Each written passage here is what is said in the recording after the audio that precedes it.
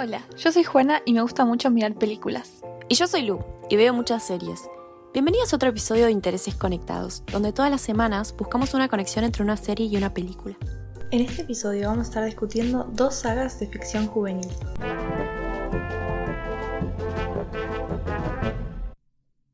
Este episodio va a ser un poco diferente a los anteriores porque por primera vez no voy a estar hablando de una serie de televisión, sino más bien de una serie de libros y películas, o una saga. Y creo que todos estamos familiarizados con la trama de la saga que elegí, pero bueno, por si alguien no sabe, la saga de Harry Potter sigue la historia de un chico con ese nombre, quien quedó huérfano cuando era un bebé y se crió con sus tíos maltratadores hasta que a los 11 años le llega una carta que cambia su vida para siempre. Vos, Juana, ¿de qué vas a hablar? Bueno, en mi caso, también voy a hablar de una saga de libros y películas, The Hunger Games o Los Juegos del Hambre en español, que es una trilogía distópica en la que conocemos en lo que una vez fue Norteamérica a un país llamado Panem.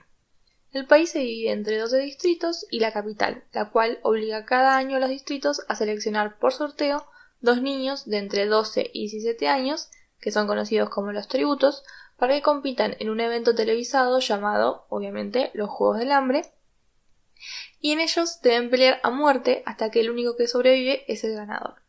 La saga sigue a la protagonista Katniss, una chica de 16 años del distrito 12, que por determinadas circunstancias termina siendo el tributo por ese distrito.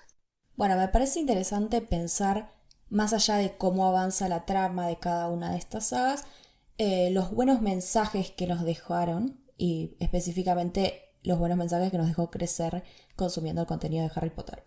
Para empezar, esta saga tiene un elemento recurrente en contenido para adolescentes, que es que un grupo de chicos que no encajan del todo con los demás se terminan haciendo amigos y eligiéndose básicamente como familia. Entonces, la amistad de Ron, Harry y Hermione, que son los personajes principales, va más allá de ser amigos de la escuela, porque la familia Weasley adopta por completo a los amigos de Ron y los ayudan a entender mejor el mundo mágico, porque además ellos no se criaron en él. Y esto es sobre todo significativo para Harry, porque es la primera vez desde que tiene memoria en la que se siente querido y parte de un grupo familiar, aunque, bueno, obviamente no sean sus parientes de sangre. Claro.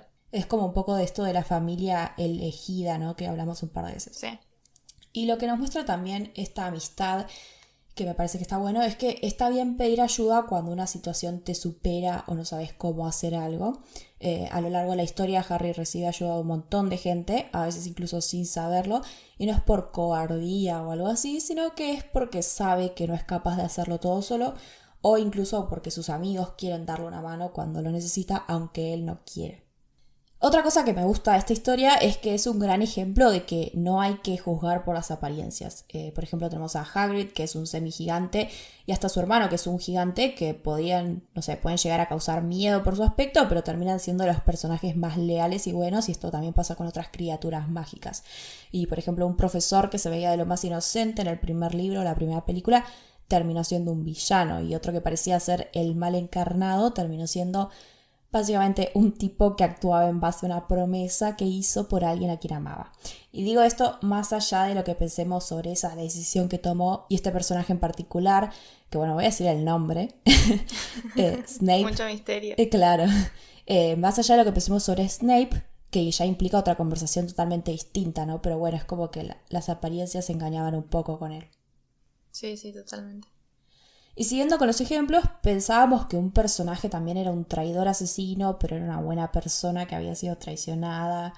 Y bueno, también, qué sé yo, podíamos pensar que Harry Potter era solo un libro infantil sobre un nenito que va a una escuela para magos, pero claramente terminó siendo una historia con un montón de metáforas sobre la vida misma y por eso se hizo tan popular. Sí. Y por ejemplo, pasando ya a metáforas un poco más oscuras, tenemos personajes como Malfoy, que es sangre pura, o sea, que viene de una familia de personas que solo se relacionaron con otros magos, o sea, nunca con personas que hayan nacido sin magia o de familias sin magia.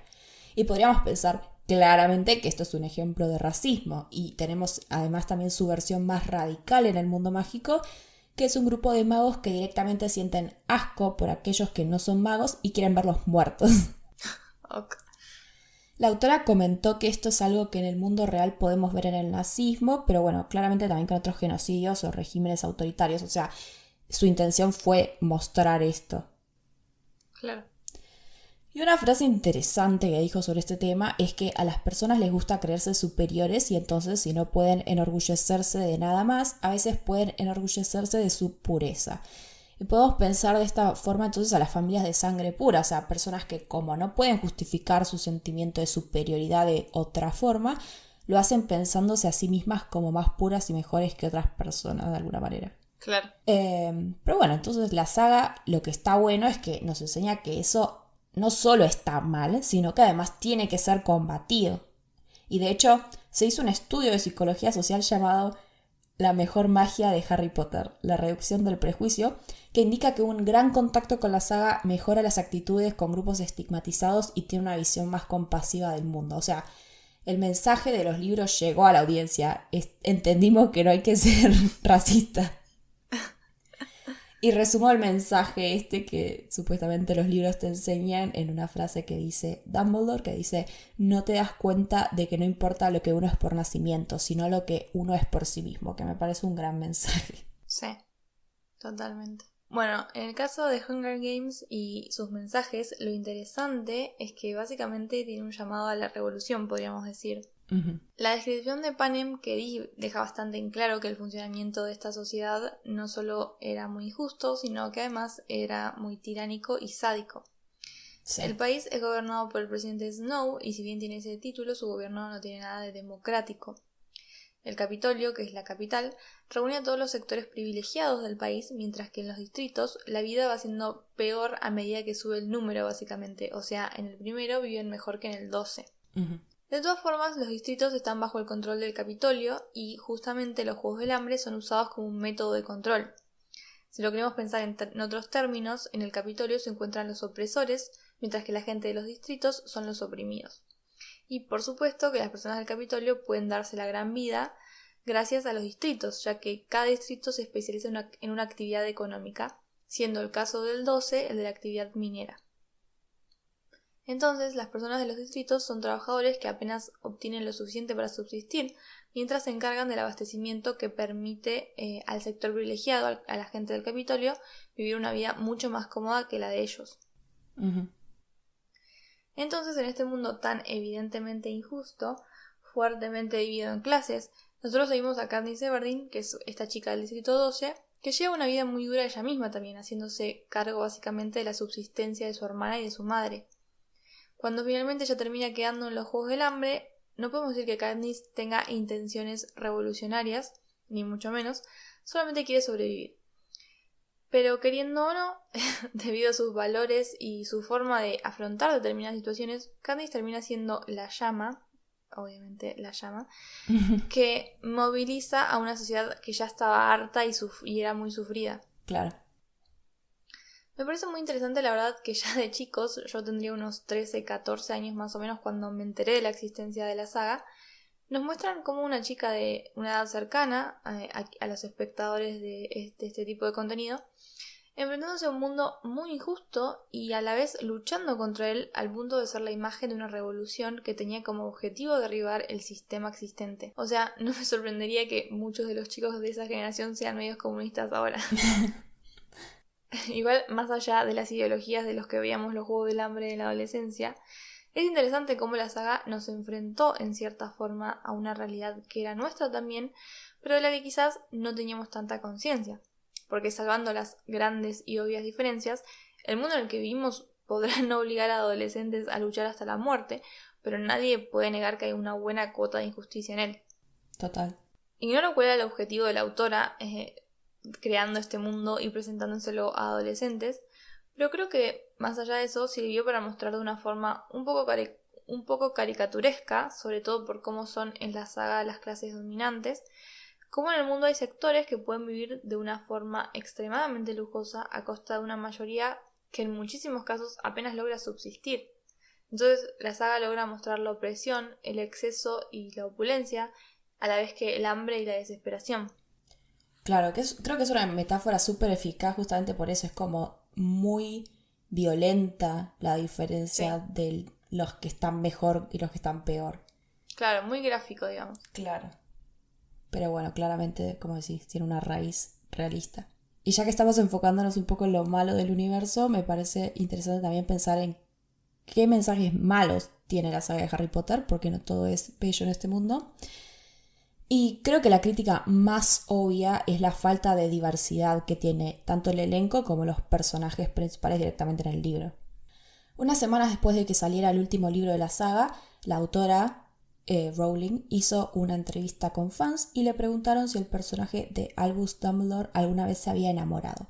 Y la autora dijo que sí, que se había enamorado en su juventud de Grindelwald, un amigo muy cercano con el que tuvo una relación hasta que se convirtieron en rivales porque Grindelwald terminó pasándose al bando de la magia negra.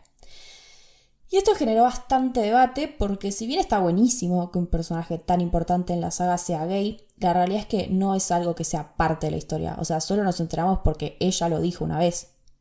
Claro. Y podemos pensar que es porque vemos todo a través de Harry, entonces el romance también, como fue en el pasado, él no tenía idea. Pero este argumento caduca con el estreno de la nueva saga de películas sobre el universo de Harry Potter que estuvieron saliendo en los últimos años. O sea, la película Los Crímenes de Grindelwald nos muestra a un Dumbledore más joven y aparece Grindelwald también, pero nunca se habla que haya entre ellos un romance o haya habido, más que por ahí, pero muy sutilmente.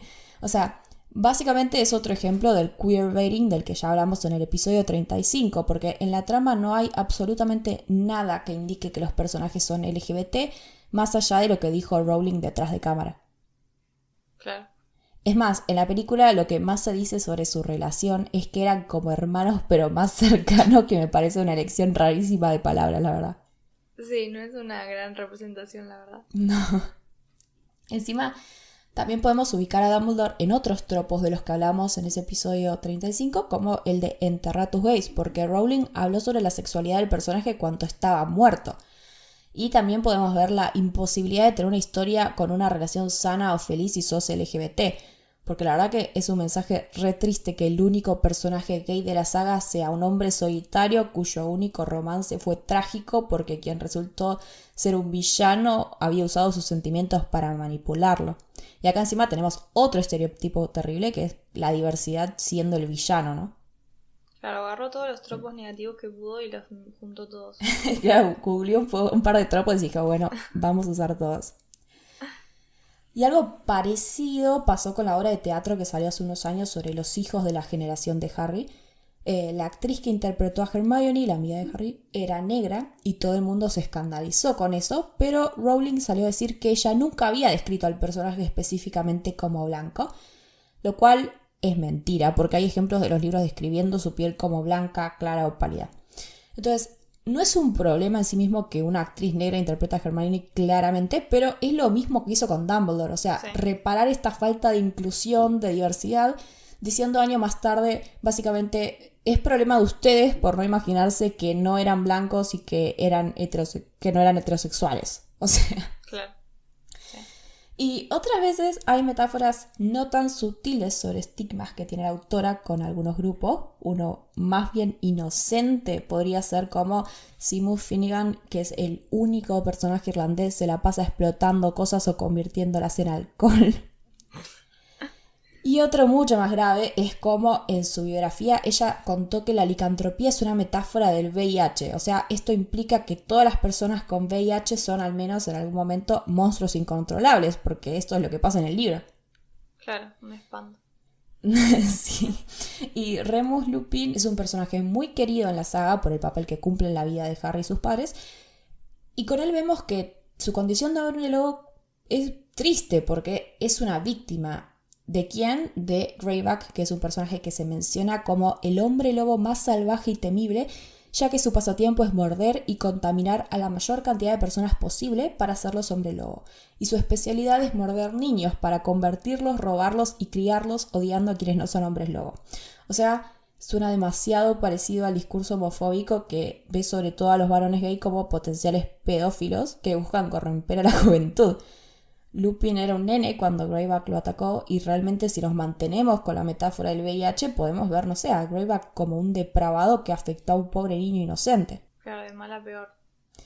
Encima, según el libro Criaturas Fantásticas y dónde encontrarlas, Newt Scamander, que es el nuevo héroe de la nueva saga, creó el registro de hombre lobo, donde todos los que tengan esta condición tienen que registrarse y van a ser investigados y controlados de por vida por el gobierno. Algo que, de nuevo, si no hubiera dicho que la licantropía es una metáfora del VIH, no sé, no habría tantos problemas. Sí, totalmente. Lo peor es que esta no es la única razón por la que muchos lectores ven a Lupin como un personaje ambiguamente gay o a Rowling como homofóbica, porque el libro El prisionero de Azkaban salió en 1999 y desde ese momento empezó a surgir un montón de historias escritas por fans sobre él, explorando su relación con Sirius Black, su amigo, de manera romántica. Y Rowling en ese momento empezó a demandar a la gente que hacía esto, pero el tema es que los fanfictions o ficciones escritas por fans no pueden ser demandadas porque no hay problema de copyright, porque desde el comienzo se sabe que están hechos en base a obras de otras personas, así que no tenía mucho sentido. Unos años más tarde, en el 2003, se hizo la película de este libro y el director le dijo a los actores que interpretaban a Remus y a Sirius que en su reencuentro piensen en el reencuentro de dos amantes. Después de esto, la autora decidió matar a Sirius Black en el libro que sale justamente en el 2003. Y en el 2005, de la nada, escribe que Remus está en una relación con otro personaje que mucha gente veía como bisexual o lesbiana. Y realmente hizo todo lo que pudo para ¡claro! que nadie crea que no eran heterosexuales. ¿Ustedes piensan que son gays? Ok, mato a uno y caso a otro. O sea, y realmente por ahí suena exagerado el análisis, pero hay muchísimos ejemplos más a lo largo de los libros, solo que bueno, no quiero que el episodio dure 3 horas y también tenemos que hablar de los Juegos del Hambre. Pero la frutilla del postre es que después de Harry Potter, Rowling publicó libros bajo un seudónimo para, no sé, pasar desapercibida y usó el nombre Robert Galbraith. Y esta persona existió y fue un psiquiatra que hacía terapias de conversión para curar a quienes no fueran heterosexuales. Y ella niega la conexión, pero realmente me cuesta pensar que no haya, no sé, googleado antes el nombre o investigado un poco antes de asociarse con una persona así, ¿no? Sí, además supongo que tendrá gente que la asesora. Claro, o sea, claramente tiene que haberse enterado que esta persona existió y era esto, pero bueno, supongo que no le molestaba. Y no, claramente no. Bueno, el caso de The Hunger Games tampoco es todo maravilloso y comunismo. Respecto a la sexualidad, tampoco vamos a decir que sea muy diversa. De hecho, no hay ningún personaje que sea identificado como no heterosexual y obviamente por eso no hay ninguna relación que no sea heterosexual. De hecho, Katniss se encuentra durante la mayor parte de la saga en un triángulo amoroso porque hay 2 chicos enamorados de ella, que además es un tropo muy típico de esa época. Uh-huh. Un problema que sí se vio en los Juegos del Hambre, pero que fue detrás de cámaras, fue algo que podemos llamar como whitewashing, que es un término que se usa cuando en el cine personajes que son históricamente no blancos son interpretados por actores blancos. Ejemplo de eso son por ejemplo Scarface, en donde Al Pacino interpreta a Tony Montana, que era de origen cubano. En la película de Peter Pan del 2015, Rooney Mara interpreta a Tigrilla, que como sabemos es un personaje indígena americana. Y así hay una lista entera de ejemplos, y entre ellos está Los Juegos del Hambre. Y esto es así porque en el libro la autora no solo describió a Katniss como teniendo piel color oliva, que si lo buscas en Google, los ejemplos que te aparecen de este tono de piel son de personas como Zendaya, Halle Berry y Jay Mitchell, sino que además describe cómo en términos generales se pueden ver las diferencias raciales entre los más privilegiados de Panem versus los menos privilegiados. Y no solo entre el Capitolio y los distritos, ya que describe también cómo al interior de los distritos también hay divisiones sociales, y aquellos que están en una mejor posición, como por ejemplo Pita, uno de los intereses románticos de Katniss, que su familia tiene una panadería, son en general personas más blancas, rubias y de ojos claros. Uh-huh. Y esto es importante no solo por la fidelidad al libro, sino porque, como señala Natalie Wilson en un artículo de la revista Ms., la metáfora respecto a la opresión que se observa a través de la saga no tiene tanto sentido si ninguno de los personajes principales son personas no blancas. Y esto es así porque en la realidad se sabe que hay una conexión no casual, podemos decir, entre pobreza y raza, siendo las personas afrodescendientes las que más sufren todo tipo de problemáticas sociales a causa de la discriminación racial que viven hace siglos. Claro. La película, en vez de ser más fiel al libro y también más fiel a la metáfora respecto a nuestra realidad social, contrató una gran mayoría de actores blancos para los personajes principales, y esto fue algo que se notó apenas la película salió. La saga podría haber hecho un comentario social más profundo y más realista, pero terminó siendo en muchos sentidos una saga casi despolitizada, podemos decir, reflejando solo una mínima porción de las complejidades de la opresión de clases y las jerarquías de poder. Claro, es re triste. Había hecho una crítica social súper compleja y se terminó perdiendo. Sí, re triste, la verdad. Bueno, yo quiero aprovechar mi espacio para seguir criticando a la autora de Harry Potter. Porque si hay algo polémico de Harry Potter, es ella, J.K. Rowling. Sí. En el 2018 le dio me gusta a un tuit transfóbico y siguió una cuenta anti-trans. Y en diciembre del 2019 publicó un mensaje de apoyo a una mujer que había sido echada de su trabajo, también por publicar contenido transfóbico en sus redes sociales. Y todos eran mensajes más o menos hablando sobre cómo era perseguida por decir la verdad, que el sexo es biológico y subiendo hasta una historieta burlándose de una mujer trans. O sea, horrible. Sí. Y la defensa de Rowling era que habían echado a una mujer por decir que el sexo es algo real.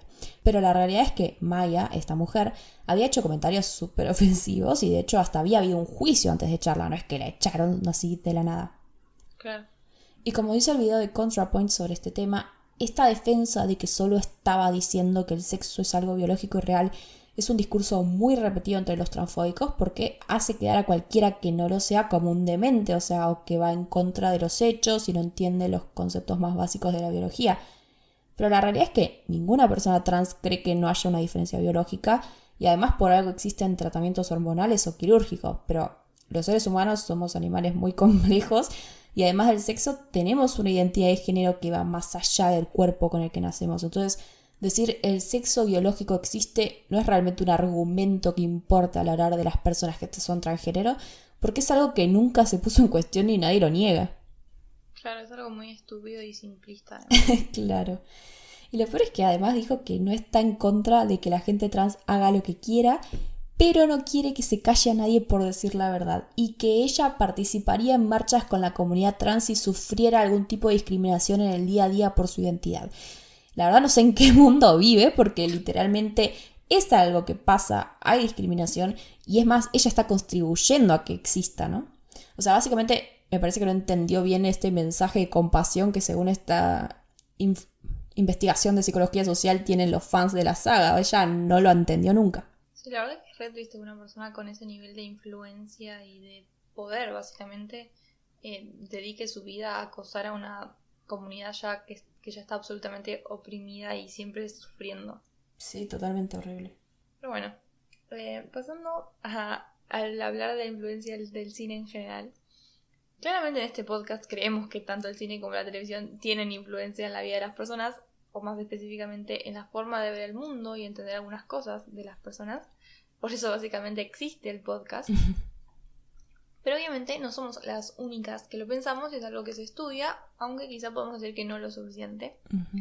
Me parece que tiene sentido decir entonces que en los jóvenes o en los adolescentes esta influencia es todavía más fuerte o poderosa, porque es cuando estamos definiendo nuestra identidad y estamos como en una especie de trampa mortal que es el ida y vuelta entre querer pertenecer y ser aceptado por nuestros pares y el querer distinguirse y no sentirse parte del montón. Entonces lo que vemos juega un rol importante en esto. Totalmente. En un artículo sobre el tema de la página web cinemanet.info cuentan casos de la influencia del cine, por ejemplo, de cómo el llamado neorrealismo en la década del 40, a través de directores como Rossellini, Sabatini y Vittorio De Sica, habían difundido la idea de que Roma era una ciudad decadente. Pero cuando salió la película Vacaciones en Roma, en 1953, protagonizada por Audrey Hepburn, no se necesitó más para que la ciudad se vuelva a considerar como la ciudad del amor, un símbolo del romanticismo, algo que sobrevivió hasta el día de hoy. Qué increíble. Sí. También otro ejemplo, que además es más específico de la influencia en la juventud, es de la película Dead Poets Society, o Sociedad de los Poetas Muertos, que cuando salió muchos consideraron de hecho que iba a ser una película que atrajera más a un público adulto, porque los adolescentes iban a aburrir, sobre todo por el tipo de mensajes que tenía. Pero al contrario, a los espectadores jóvenes les fascinó la película, y especialmente el personaje de Robin Williams, que es el profesor, y sus métodos de enseñanza. Además de este mensaje que él tenía, que era de Carpe Diem, que significa vive el día en latín. Y todo esto provocó que estos jóvenes esperaran más de sus propios educadores, hasta el punto de que la película se empezó a considerar como abanderada de la revolución docente, y el marketing de la misma se modificara para que apunte justamente a un público más joven. Ujú. El artículo también señala cómo el cine juega un rol de educador informal desde siempre y toma aún más fuerza en este rol mientras más débiles sean los roles de los educadores formales, o sea, la familia, la escuela, etcétera, la iglesia, lo que sea. Claro. También genera una homogeneización cultural, lo que implica que se consolide una cultura que se comparte socialmente, al igual que una moral con determinados valores. Ujú. Lo que de ahí podemos discutir o hablar sobre, en realidad, qué viene primero, ¿no? Si es el cine que nos da estos nuevos valores o estos valores que se imponen a través de, por ejemplo, movimientos sociales que obligan también al cine y a la industria del entretenimiento en general a actualizarse en un punto, y eso hace que las nuevas generaciones estén más abiertas a cosas que antes se veían más tabú. Claro. Por ejemplo, la homosexualidad, ¿no? Obviamente en la década del 30 probablemente sería impensable ver una película de una pareja homosexual, y mientras que ya en la década del 2000 surgió Brokeback Mountain, que tuvo todo un revuelo alrededor de ella, y ahora obviamente es mucho más común que haya películas con temáticas LGBT. Sí. Yo creo que también tiene que haber cierta tolerancia de por lo menos un grupo grande de la sociedad que vaya a consumir eso. Por ejemplo, la serie Mod habla del aborto en 1970, un par de días antes de que se legalizara el aborto en Nueva York, que es la ciudad donde vive este personaje ficticio. Y claramente generó controversia, pero no habría podido existir este episodio tan controvertido para la época si no estuviera por legalizarse, ¿no? Y también es increíble igual que este episodio haya salido en 1970 y acá recién tuvimos el aborto legal ahora. Sí, sí, totalmente. Entonces también tenemos que tener en cuenta que, o sea, las películas no surgen espontáneamente, sino que obviamente hay gente detrás que las crea, y que justamente son personas que también tienen sus subjetividades y sus propias ideas y valores, y a medida que se dé más lugar a personas diversas detrás de cámaras y guionistas y todo eso, obviamente se va a naturalizar mucho más justamente las diversidades, pero bueno, eso tiene que ver con los cambios sociales que van mucho más allá de solo el cine y la cultura. Claro, sí. Es que bueno, el gran problema también es que haya financiación para temas más controversiales o que se alejen un poco del status quo, pero ahí creo que también entra un montón en relevancia los movimientos sociales, porque cuanto más gente haya en puestos de poder que tomen decisiones para hacer estas historias un poco más distintas, ahí vamos a empezar a ver más cambios, ¿no? Sí, totalmente. Pero bueno, después de este debate, creo que podemos contar qué nos parecieron estas sagas. Y personalmente, a pesar de todos los problemas que hay en la trama de Harry Potter, y más específicamente con su autora y creadora, yo conviví con los libros y las películas desde la infancia, así que claramente le tengo cariño. Me parece una historia muy linda y me parece un re plan también hacer una maratón de las 8 películas, como ya hemos hecho. Sí, lo lindo de como la comunidad de Harry Potter es que la gente se adueñó básicamente de la historia, y es como no les importa quién la escribió, simplemente la historia cobró vida por sí misma y va mucho más allá de J.K. Rowling. Sí, ya son décadas de fanfiction, de juntadas de fans, es como que realmente ya es más grande que ella. Sí, totalmente. Bueno, en mi caso, la saga de los Juegos del Hambre es muy cercana a mi corazón porque, como dije, la leí en mi adolescencia y en su momento fui muy fan tanto de los libros como de las películas. Y tenía además un par de amigos que también se habían vuelto fans, entonces nos las pasábamos hablando de eso, y de hecho nuestros recuerdos de Facebook son todos, de esos años, son todos sobre los Juegos del Hambre. Y creo que aún hoy en muchos sentidos se sostiene la película y no es solo la nostalgia lo que hace que podamos disfrutarlas. Uh-huh. Y de hecho en Netflix están las 3 últimas, así que si nunca las vieron pueden descubrirlas, y si no pueden aprovechar el fin de semana para hacer una maratón y volver a sentir esos sentimientos nostálgicos de la adolescencia. Gran plan. Esto es todo por esta semana. Esperamos que les haya gustado.